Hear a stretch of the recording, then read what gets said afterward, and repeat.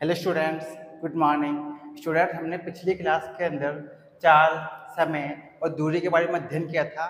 इसमें मैंने आपको चाल, समय और दूरी से संबंधित कुछ सिंपल क्वेश्चन भी मैंने आपको बताए थे, जिन्हें हमने सॉल्व भी किया था। ठीक है, आज उसी क्रम को हम आगे बढ़ाते हैं और कुछ एक इसी से जुड़े हुए कुछ नए प्रश्न आज हम हल करेंगे। अब देखिए, आपके फर्स्ट प्रश्न है, एक 160 मीटर लंबी ट्रेन, एक कोई ट्रेन है, रेलगाड़ी है, इसकी लंबाई 160 मीटर है।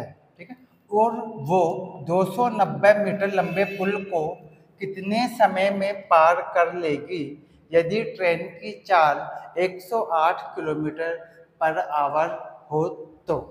ठीक है, मतलब एक ट्रेन है, ये मान लीजिए ये ट्रेन हो गई है आपकी। ठीक है, ये ट्रेन है, इस ट्रेन की लंबाई है 160 160 मीटर, ये ट्रेन की लंबाई है। ठीक है, अब इसके आगे क्या है? पुल है भाई। क्या है इसके आगे? पुल। ठीक है, इसके नीचे से मान लीजिए पानी जा रहा और ये ट्रेन इस पुल को पार करती है। इस पुल की जो लंबाई है वो है 290 290। इस पुल की लंबाई कितनी है भाई? 290 मीटर, 290 मीटर इस पुल की लंबाई है। जब ये ट्रेन इस पुल को पार करेगी तो इसको कितना चलना होगा, मतलब कितनी दूरी तय करनी होगी। अब देखिए, ये ट्रेन है, जब ये 290 मीटर चलेगी तो ट्रेन का आगे का हिस्सा केवल यहीं तक पहुंचेगा। कहाँ तक पहुंचेगा? यहीं तक पहुंचेगा, जबकि ट्रेन का पिछला हिस्सा इस पुल के ऊपर ही रह जाएगा। ठीक है, अब जब ये ट्रेन 160 मीटर आगे चली जाएगी, कितनी? 160 मीटर जब ये ट्रेन आगे चली जाएगी तब जाकर के ये पुल आपका पार हो पाएगा पूरी तरीके से। ठीक है, तो इस ट्रेन को पुल पार करने के लिए टोटल कितना चलना पड़ेगा?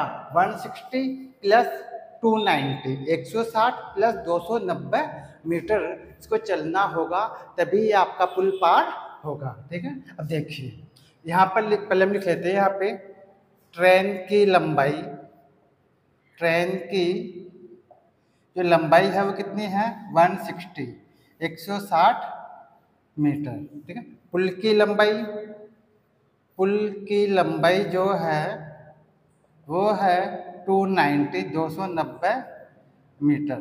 ठीक है, अब देखिए, पुल को पार करने के लिए, ठीक है, तय की गई कुल दूरी, ठीक है, लेंगे पुल पार करने में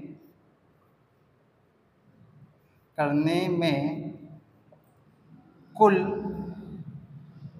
तय दूरी, कुल कितनी दूरी तय की जाएगी, पहले हम कुल दूरी ज्ञात करेंगे। तो यहाँ हो जाएगा 160 प्लस 290। तो इस तरह से टोटल जोड़ने पे आपको जाएगा 0, यहाँ पे हो जाएगा 5 और यहाँ हो गया 4, मतलब 450। ठीक है, तो 450 मीटर ये कुल दूरी आपको तय करनी होगी पूरा पुल पार करने के लिए। अब इसके अलावा देखिए, आप क्या दे रखा? आपको ट्रेन की चाल दी हुई है। क्या दी हुई है? ट्रेन की चाल। ठीक है, देंगे ट्रेन की चाल, ट्रेन की जो चाल दी हुई है वो है 108 किलोमीटर पर आवर। यहाँ ध्यान देने वाली बात यह है कि ट्रेन की जो चाल है वो किलोमीटर प्रति घंटे के अंदर आपको दे रखी है, जबकि जो दूरी है वो किसके अंदर है भाई? मीटर के अंदर है। दूरी तो बहुत कम है, जबकि ट्रेन की जो स्पीड है, जो चाल है, वो क्या काफ़ी ज़्यादा है। इसलिए इसको हम मीटर प्रति सेकंड के अंदर चेंज करेंगे, क्योंकि मैंने आपको बताया था कि आपकी दूरी और चाल दोनों का मात्रक सेम होना चाहिए, एक जैसा होना चाहिए। अगर दूरी आपकी मीटर में है तो आपकी चाल भी मीटर के अंदर ही होनी चाहिए। हाँ, समय आप मिनट या सेकंड किसी में भी ले सकते हैं। ठीक है, मिनट में भी ले सकते हो, सेकंड में भी ले सकते हैं। उसको हम देख लेते हैं कि दूरी बहुत ज़्यादा कम है तो हम समय को सेकंड में चेंज कर लेते हैं, और अगर दूरी कुछ ज़्यादा है तो समय को मिनट में भी ले लेते हैं। ठीक है, अब देखिए, पहले हम इस चाल को चेंज करेंगे, उसके बाद हम समय ज्ञात करेंगे। ठीक है, अब देखिए इधर साफ करते हैं, हम इस ट्रेन को हटा देते हैं। अब देखिए इधर कर लेते हैं हम। ठीक है, इधर कर लेते हैं। ठीक है, अब देखिए ये जो चाल है ये आपके किलोमीटर पर आवर में दी हुई है। ठीक है, मतलब किलोमीटर प्रति घंटे के रूप में दे रखी है। इसको हम चेंज करेंगे मीटर प्रति सेकंड में। तो यहाँ पे जो किलोमीटर है इसको हम मीटर में चेंज करने के लिए किससे गुणा करेंगे? 1000 से 1000 से। क्यों? क्योंकि 1 किलोमीटर में 1000 मीटर होता है इसलिए। ठीक है, तो लिखेंगे यहाँ पे चाल आपकी हो जाएगी इस तरीके से 108 इंटू 1000 अपॉन, यहाँ पे समय कितना दिया हुआ? पर आवर, 1 घंटा। तो 1 घंटे को हम चेंज करेंगे सेकंड के अंदर, तो 1 इंटू 60 इंटू 60। ठीक है, 2 बार मल्टीप्लाई करना पड़ेगा। ये 1 टाइम मल्टीप्लाई करेंगे तो मिनट बन जाएगा, और दोबारा मल्टीप्लाई करेंगे तो सेकंड में चेंज हो जाएगा। ठीक है, अब देखिए यहाँ पे 0 0 कट जाएगी ये, और यहाँ पे 1 0 से 1 0 ये कट जाएगी।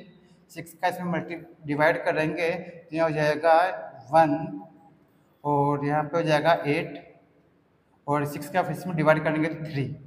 ठीक है, तो यहाँ पे आपकी चाल आ जाएगी इस तरीके से 30 मीटर पर सेकंड। ठीक है, पर सेकंड। आपने ये चाल थी जो कि किलोमीटर पर आवर में थी, किलोमीटर प्रति घंटे में थी, उसको हमने मीटर प्रति सेकंड में चेंज कर लिया। क्यों चेंज किया? क्योंकि हमारी जो दूरी है वो किस में है? मीटर में है। अब हम जब समय ज्ञात करेंगे तो हमारा समय सेकंड में ही हमको ज्ञात हो जाएगा। ठीक है, इसीलिए हमने इसको सेकंड में चेंज कर लिया समय को, और दूरी को मीटर में चेंज कर लिया। अब हम क्या करेंगे? फार्मूला लगाएंगे, क्योंकि हमको क्या ज्ञात करना है इसमें? समय। ठीक है, इसमें आपको समय ज्ञात करना है, कितने समय में पार करेगी। ठीक, तब लगाएंगे समय का फार्मूला। समय बराबर क्या होता? मैंने बताया था आपको, समय इक्वल टू होता दूरी, कुल दूरी अपॉन 4। ठीक है, ये आपका समय का फार्मूला होता है भाई। ठीक है, तो यहाँ पे समय ज्ञात करेंगे तो जाएगा समय इक्वल टू, कुल दूरी कितनी है भाई आपकी? कुल दूरी है उस पुल को पार करने में तय की गई कुल दूरी, वो है 450, मतलब 450 अपॉन, अब चाल कितनी है आपकी? मीटर प्रति सेकंड में। हम इस चाल को काम में लेंगे, इसको काम में नहीं लेंगे। क्यों? क्योंकि किलोमीटर प्रति घंटे में थी, और हमारी चाल किसमें होनी चाहिए? मीटर पर सेकंड में होनी चाहिए, क्योंकि दूरी मीटर में है इसलिए। तो हम लिखेंगे 30। ठीक है, तो यहाँ पे 0 से 0 कट जाएगी, और यहाँ पे आपका समय हो जाएगा 15 सेकेंड। 15 सेकेंड, ये आपका समय आ गया। ठीक है भाई, समझ में आया कुछ?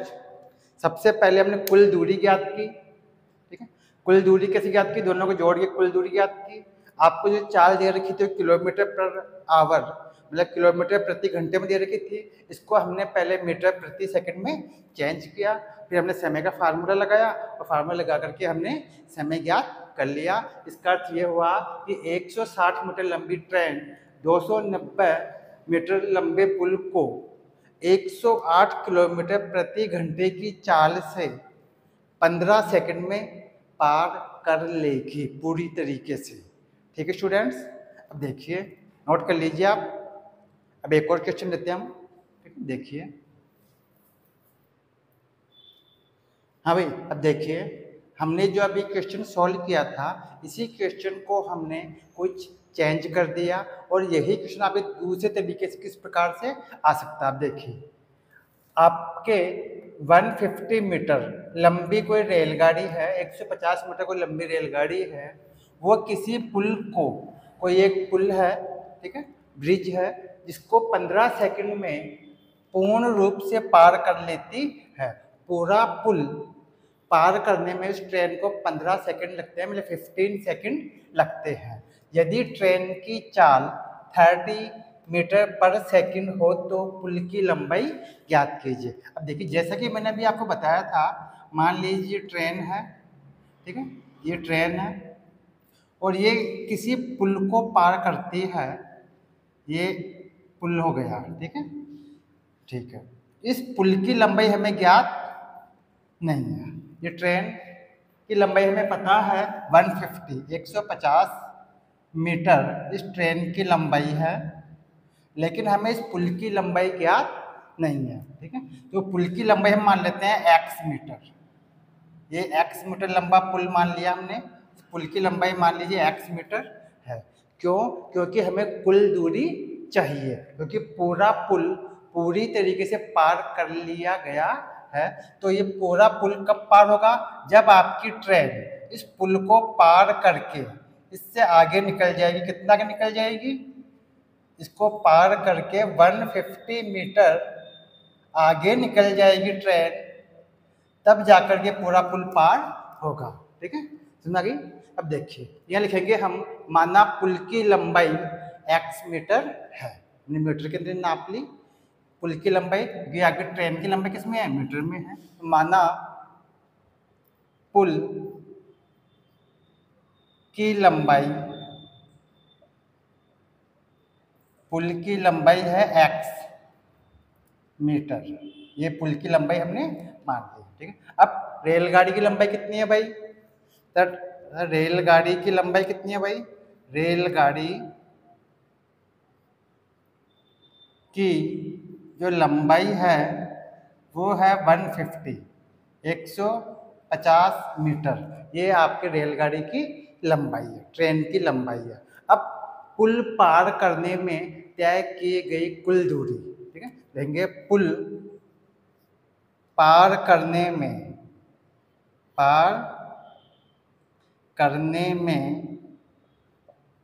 कुल तय दूरी, कुल कितनी दूरी तय होगी ट्रेन के द्वारा? तो एक तो पुल की लंबाई, जितनी लंबाई पुल की है वो, प्लस जितनी लंबाई ट्रेन की है वो, दोनों को ऐड करके जितना मान आएगा उतनी दूरी उसको चलना होगा। तो हम लिखेंगे यहाँ पर कुल दूरी के अंदर x प्लस 150, ठीक है, x प्लस 150 मीटर, क्योंकि पुल की लंबाई तो हो गई x और ट्रेन की लंबाई आपको पहले से दे रखी है 150, तो दोनों को हमने ऐड कर दिया। ठीक है, कोई दिक्कत है? अब देखिए यहाँ पर आपको याद है समय 15 सेकेंड, कुल समय। इसके अलावा आप ट्रेन की चाल, इसकी जो रेलगाड़ी की चाल है वो भी आपको दे रखी है। रेलगाड़ी की चाल यानी ट्रेन की चाल, ट्रेन की जो चाल है वह कितनी है भाई? 30 मीटर पर सेकेंड।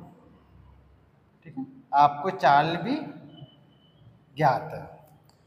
आपको ये ज्ञात है कि ट्रेन किसी स्पीड से चल रही है और कितने समय में पूरा पुल पूरी तरीके से पार करती है, मतलब 15 सेकंड में पार करती है। और कुल दूरी हमने ये ज्ञात कर ली x प्लस 150 है। अब हम यहाँ लगाएंगे फार्मूला, हम लिखेंगे यहाँ पे दूरी इक्वल टू क्या होता है भाई? चाल इंटू समय। मैंने आपको यही फार्मूला बताया था दूरी का, दूरी बराबर होता है चाल गुना समय। ठीक है, अब देखिए दूरी कितनी है भाई? तो x प्लस 150 लेंगे, x प्लस 150 इक्वल टू चाल। चाल कितनी है भाई रेलगाड़ी की? 30 इंटू समय। कुल कितना समय लगता है पुल पार करने में? हम कहेंगे भाई 15 सेकेंड। कितना समय लगता है? 15 सेकेंड। ठीक है, जो जाएगा x प्लस, इसको सॉल्व करेंगे तो एक इक्वेशन बन गई, समीकरण बन गया, x प्लस 150 इक्वल टू 450। इसको राइट साइड लेके जाएंगे तो जाएगा x इक्वल टू 450 माइनस 150, तो यह जगह x इक्वल टू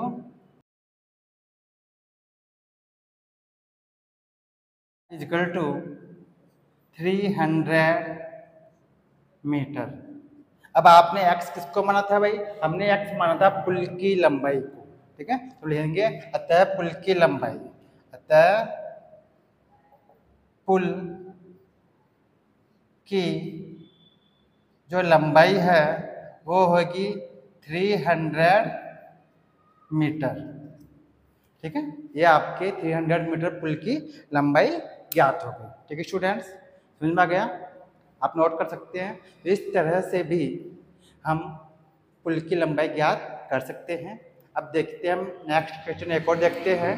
ठीक है, हाँ भाई, अब देखिए हम नेक्स्ट क्वेश्चन में आते हैं।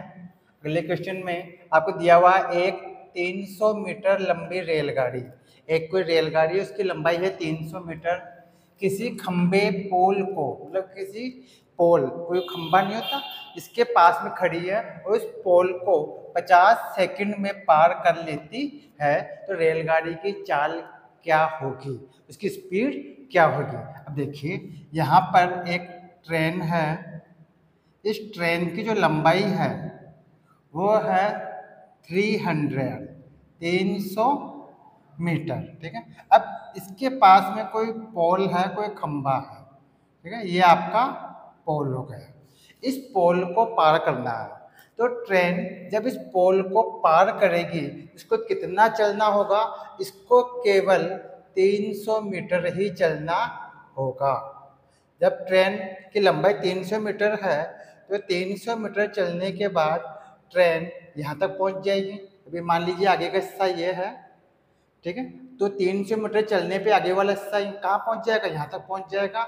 यानी ट्रेन को 300 मीटर चलने पर पूरा पोल पार हो जाएगा, पूरा जो खंबा है ये आपका पार हो जाएगा। ठीक है, अब कितना समय लगता है इसको भाई? इसको समय लगता है 50 सेकेंड। समय आपको दे रखा है 50 सेकेंड। 50 सेकेंड में पूरा पोल पार हो जाता है, मतलब ट्रेन यहाँ से यहाँ पर पहुँच जाती है। ठीक है, अब आपको क्या ज्ञात करना है? इसकी चाल ज्ञात करनी है। देखिए देखेंगे, खंबे को पार करने में